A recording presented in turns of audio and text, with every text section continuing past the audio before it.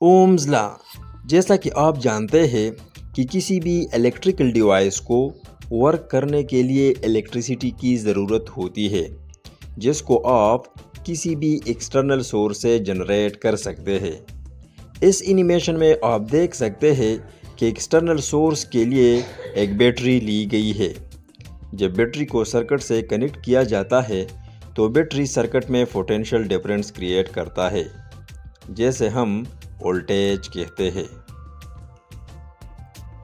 Voltage apply करने से circuit में इलेक्ट्रॉन फ्लो होने लगते हैं और इस इलेक्ट्रॉन फ्लो को करंट कहते हैं।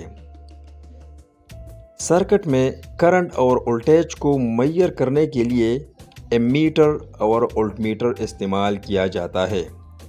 For example 5 volt voltage apply करने से सर्किट में 0.5 एम्पेयर करंट फ्लो कर रहा है।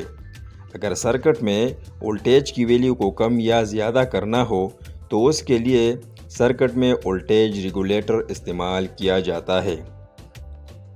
एनिमेशन में आप देख सकते हैं जब वोल्टेज को कम किया जाता है तो करंट भी कम होने लगता है और जब वोल्टेज को ज़्यादा किया जाता है तो करंट भी ज़्यादा फ्लो होने लगता है।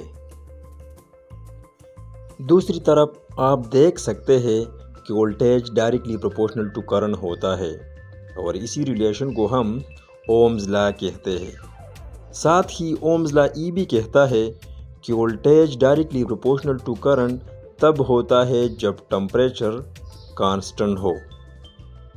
जब हम इस इक्वेशन को सिंप्लीफाई करते हैं तो हमारे पास आता है V = IR। इस R को हम रेजिस्टेंस कहते हैं और इसकी यूनिट होती है ओम्स। ओम्स लॉ को हम कुछ इस तरह डिफाइन कर सकते हैं।